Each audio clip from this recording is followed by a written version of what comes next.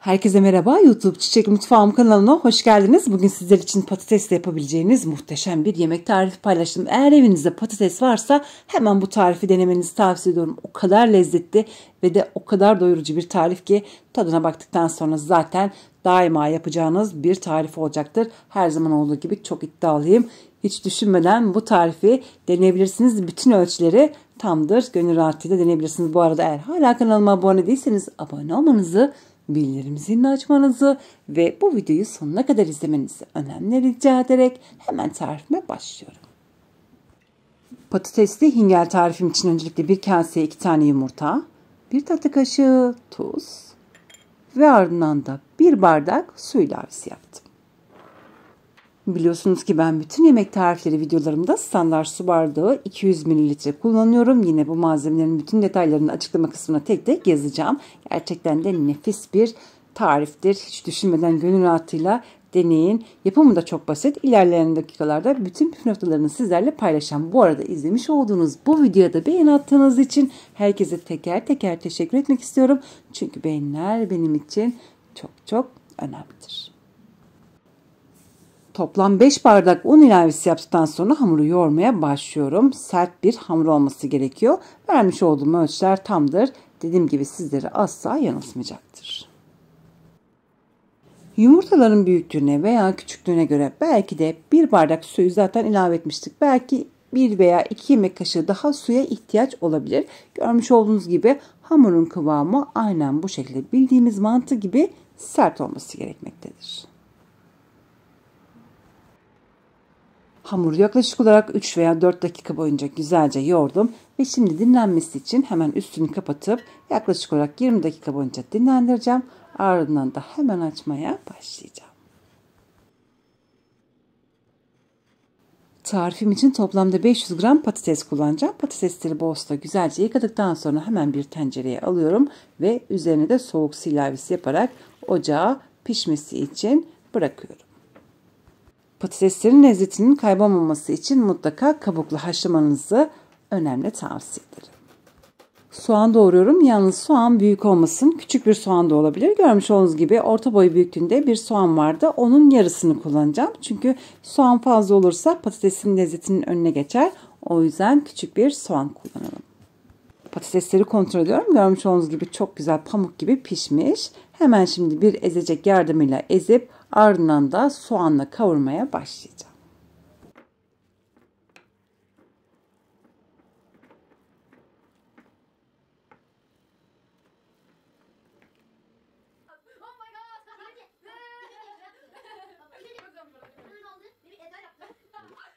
Ve şimdi patatesleri de kavurmaya başlayacağım.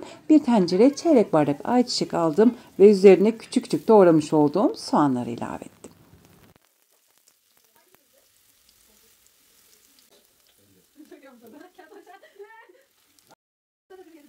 Soğan kavrulduktan sonra hemen ezmiş olduğum patatesleri de ilave ettim ve ardından da baharatlarını ilave ediyorum. Yarım çay kaşığına yakın kırmızı toz biber, yarım çay kaşığına yakın karabiber ve istediğiniz baharatları ilave edebilirsiniz. Ardından da 1,5 çay kaşığı tuz ilavesi yaptım.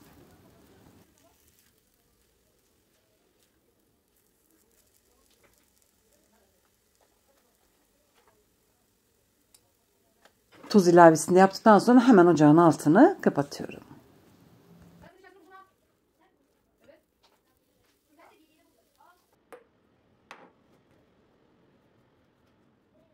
Ben patatesli iç harcını hazırlayana kadar hamurda dinlendi. Görmüş olduğunuz gibi çok güzel bir hamur oldu. Tekrardan yoğurup şimdi hemen 2 bezeye ayırıyorum. Eğer alanınız genişse bezeyi ikiye ayırmanıza gerek yoktur. Tek bezeyle de açabilirsiniz. Çok ince bir beze açmayacağız. Çok da kalın olmayacak. Görmüş olduğunuz gibi dinlenmiş bir hamura işlem yapmak çok güzel oluyor. Çok kolay oluyor. Benim vermiş olduğum ölçülerde tam gelecektir. Yani hamur ölçüsü sizi asla yanıltmayacaktır. Diğer bezeyi kurumaması için hemen üstünü tekrardan örttüm ve bol un yardımıyla hemen bezeyi açmaya başlıyorum.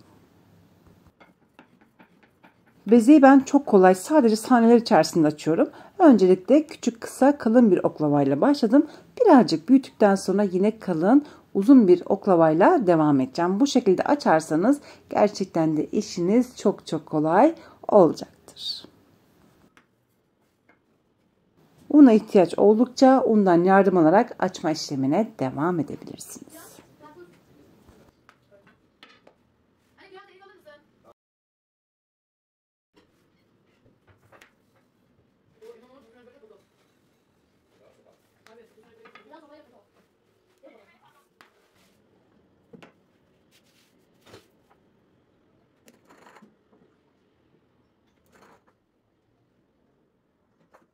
Bezeyi sadece 1 veya 1,5 dakikanın içerisinde kolaylıkla açtım ve evde bulunan bir çay bardağı yardımıyla görmüş olduğunuz gibi hamuru kesmeye başlıyorum. Biraz sonra izleyeceksiniz. Nakışlama yöntemiyle çok kolay bir şekilde kapatma işlemini yapacağım. Ancak ben yapamam diyorsanız düz bir şekilde de kolaylıkla yapabilirsiniz.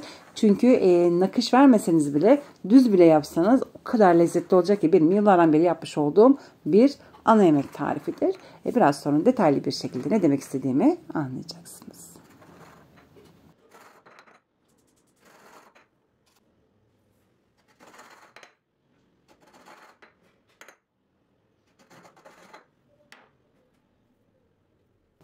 Evet, görmüş olduğunuz gibi işlemleri kolaylıkla yaptım ve bu kaldırmış olduğum hamurları da kurumaması için bir poşetin içerisine alacağım. Çünkü biraz sonra bu biriktirdiğim hamurlarla da tekrardan bir beze açacağım. Ve artık hingeli yapmaya başlıyorum. Ve sizlere bu nakışı nasıl yaptığımı detaylı bir şekilde göstermek istiyorum. Bakın görmüş olduğunuz gibi bir miktar patates aldım. Ve aynen bu şekilde kapatarak ve kıvırarak aynı zamanda sıkıştırarak görmüş olduğunuz gibi kolaylıkla bu işlemi yapıyorum.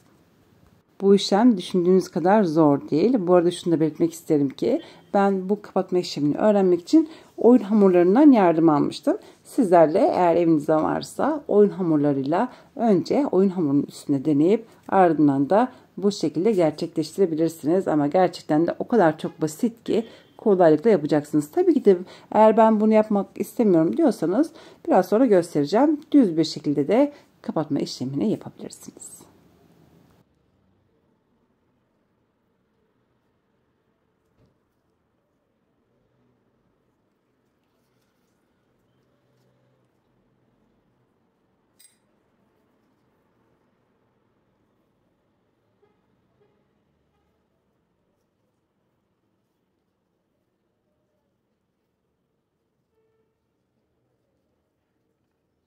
Ben bu kadar uğraşmam diyecek olan eminim izleyicilerim var aramızda.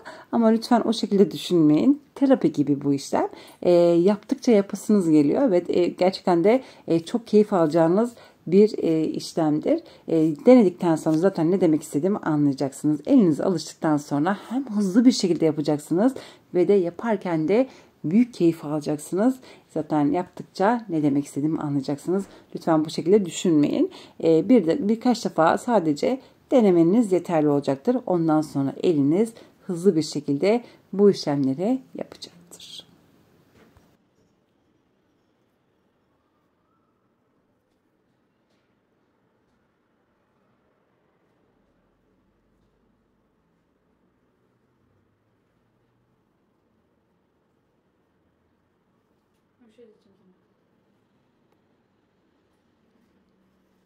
Ne zaman olur yemek?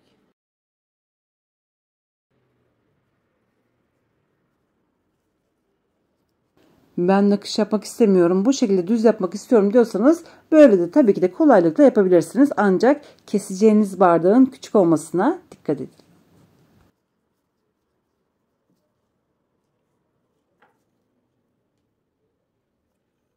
Götüreyim mi? Sadece dakikalar içerisinde görmüş olduğunuz gibi bütün hingelleri hazırladım. O kadar keyifliydi ki nasıl yaptığımı bile anlamadım. Lütfen gözünüzü korkutmayın. Sizler de kolaylıkla yapacaksınız birkaç defa denedikten sonra.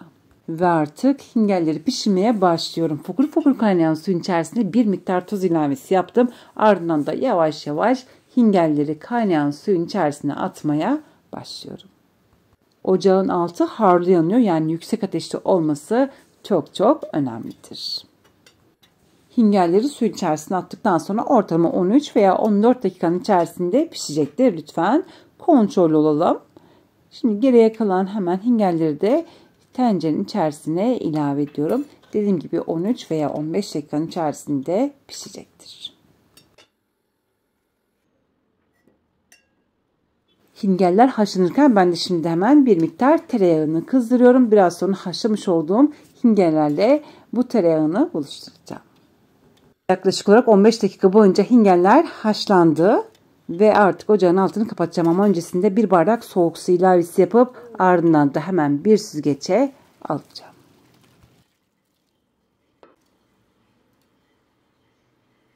Yemeğin lezzetini artırmak için biraz önce kızdırmış olduğum tereyağıyla bu hingelleri güzelce karıştıracağım. Ardından da sunumunu yapmaya başlayacağım.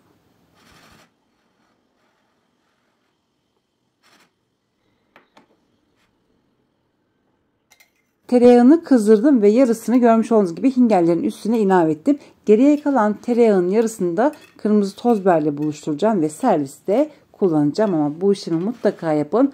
Böylelikle çok lezzetli olacaktır hingeller. Geriye kalan tereyağının üstüne bol miktarda kırmızı toz biber ilavesi yaptım. Birazcık yaktıktan sonra şimdi yine bunu serviste kullanacağım. Benim vermiş olduğum ölçülerden toplamda bunun gibi 4 tabak veya 5 tabak çıkacaktır. Yani tarifim 4 veya 5 kişiliktir. Hemen şimdi üstüne bol miktarda kırmızı toz biber ve tereyağı ilavesi yaptım. Bu şekilde afiyetle yiyebilirsiniz ama biraz sonra da yoğurtla servisini yapacağım. Her ikisi de 10 numara oluyor. Gerçekten de yemelere doyamayacaksınız. Zaten görüntü her şeyi anlatıyor.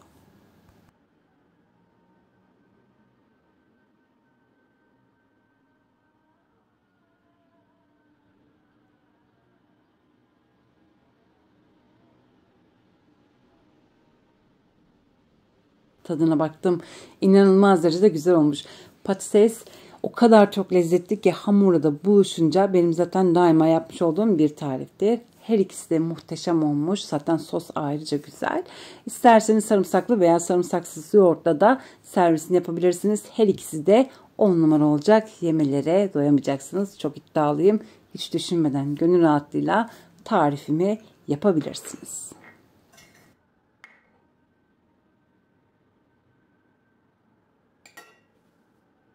Böylesine kolay, pratik, lezzetli bir tarifi sizlerle paylaştığım için çok mutluyum. Gerçekten de 10 numara bir yemek tarifidir. Ben de böylelikle bir videoyu da burada sonlandırıyorum. Beni izlediğiniz için çok teşekkür ediyorum. İzlemiş olduğunuz bu videoda beğeni attığınız için yeniden herkese teker teker teşekkür ederek şimdilik vedalaşıyorum. Yarın yeni videomda tekrar görüşmek dileğiyle. Hoşça kalın.